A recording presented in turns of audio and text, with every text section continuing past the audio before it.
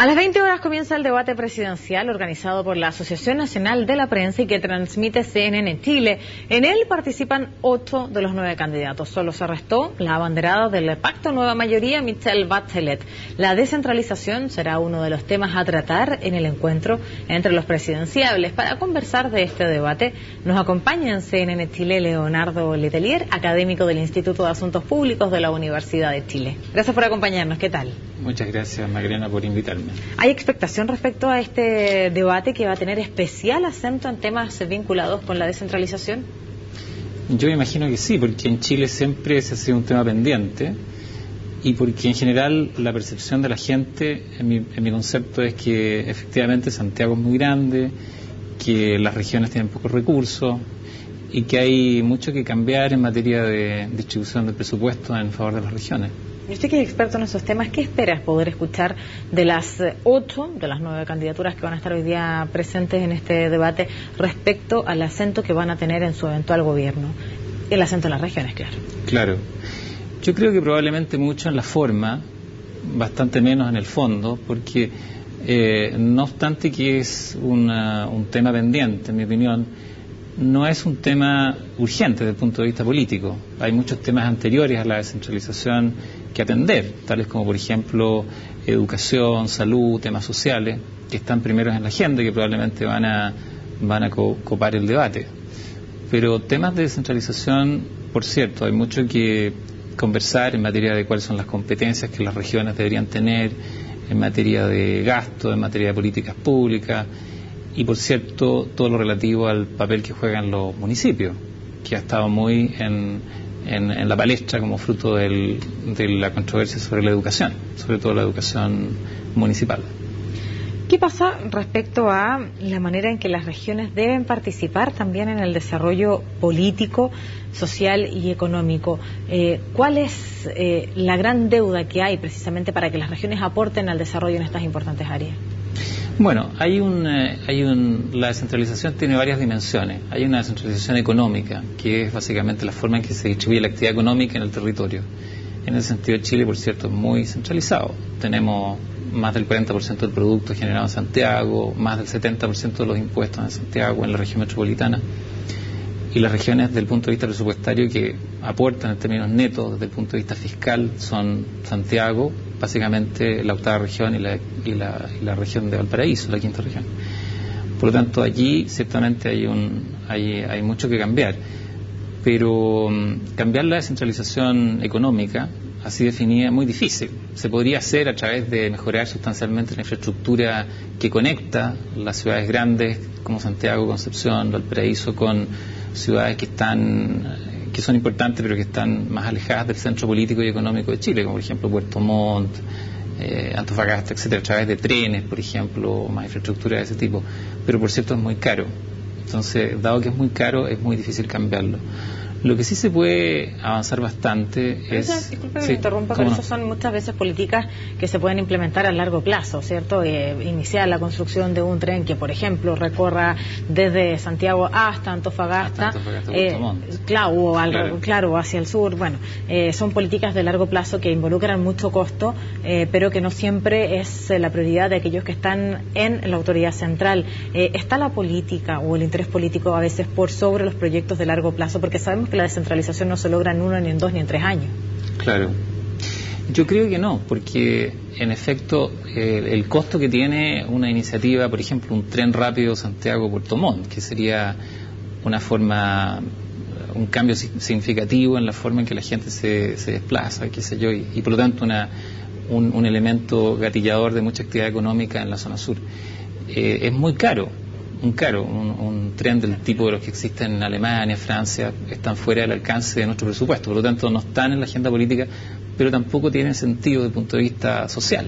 Por lo tanto, mi opinión es que es muy difícil avanzar hacia mayor descentralización rápidamente, porque hay un obstáculo objetivo que es todo el presupuesto que habría que poner en juego para efectivamente poder hacer cambios sustantivos. Y entonces la pregunta viene antes, ¿cómo se avanza en la descentralización con la realidad que tenemos nosotros en Chile, con el presupuesto que tenemos en Chile, pero precisamente avanzando en la línea de la descentralización? Claro, yo creo que hay cambios que son anteriores y que se pueden hacer en la esfera de la descentralización fiscal, sobre todo.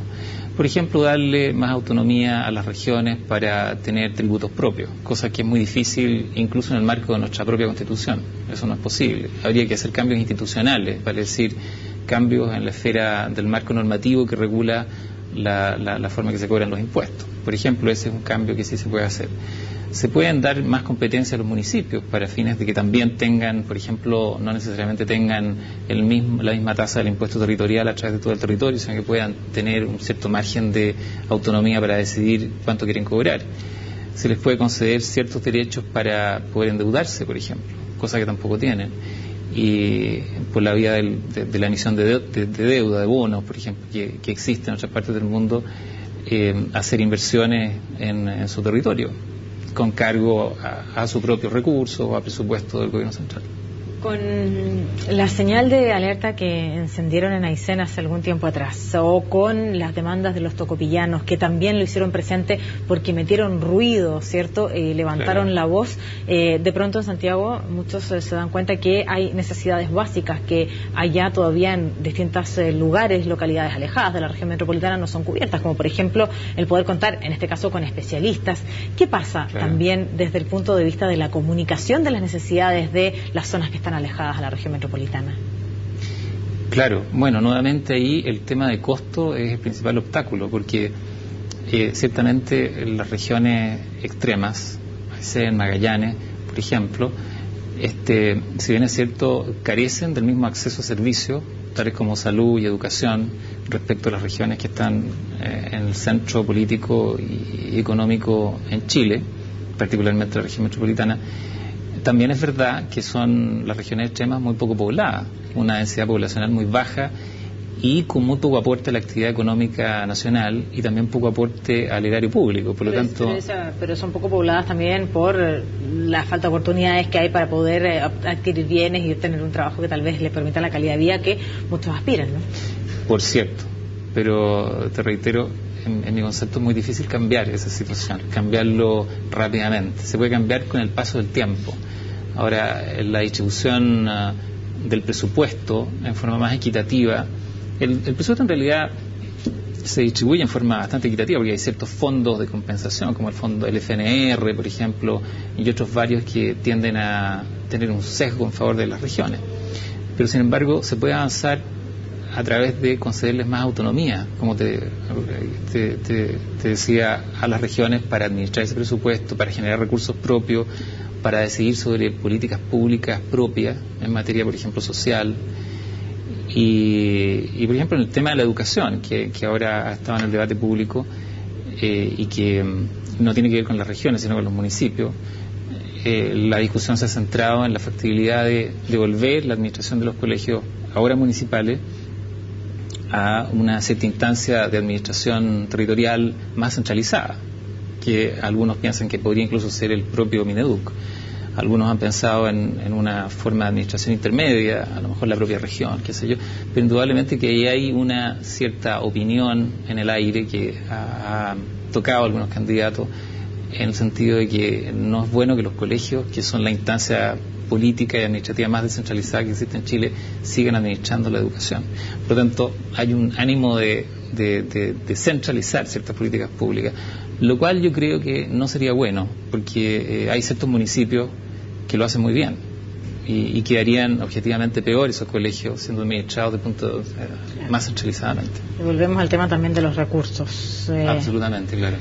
Hoy a las 20 horas hay un debate a través de las pantallas de CNN Chile con 8 de los 9 candidatos. Se ha arrestado en este caso la candidata del Pacto Nueva Mayoría, Michelle Bachelet, donde el tema central va a ser precisamente la descentralización, donde ellos se van a reunir en Coquimbo para poder presentar, también exponer y debatir, por supuesto, cuál es su mirada respecto al proceso de la descentralización y en su eventual gobierno en los próximos 4 años. ¿Qué le parece a usted esa instancia?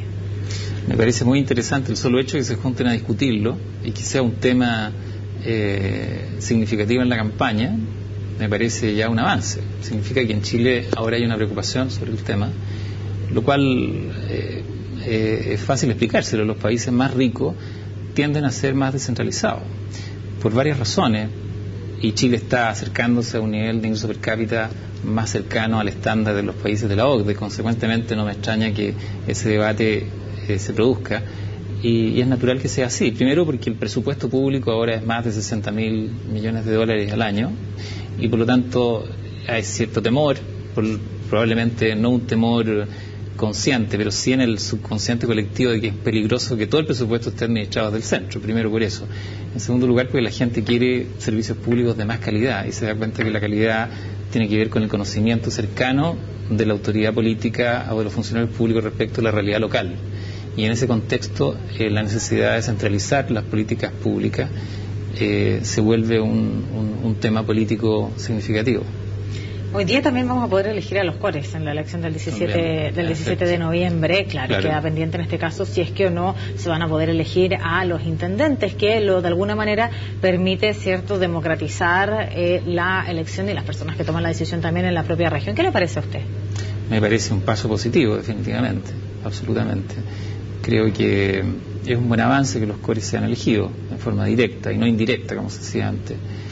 Ahora queda también pendiente revisar cuál es el papel que van a realizar los cores, porque los cores actualmente su principal función es discutir sobre el mérito de ciertos proyectos financiados a partir de fondos entregados desde el gobierno central a las regiones, que financian proyectos de inversión y que se ejecutan en las regiones.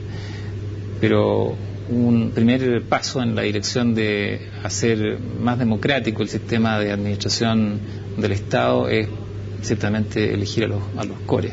No me queda claro que sea necesariamente lo mejor tener un intendente, o por lo menos la figura del intendente elegida en el mismo esquema, porque siempre tiene que haber un representante del presidente de la República en regiones.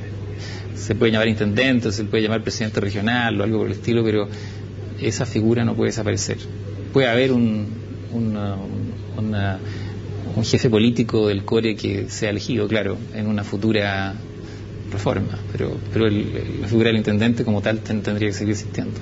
Bien, pues yo le quiero agradecer que nos haya acompañado esta tarde aquí en CNN Chile, por supuesto invitado a usted y todos los que nos están acompañando a las 20 horas para escuchar las propuestas precisamente en esta materia de al menos 8 de los 9 candidatos que aspiran a llegar a la presidencia. Un millón de gracias por invitarme.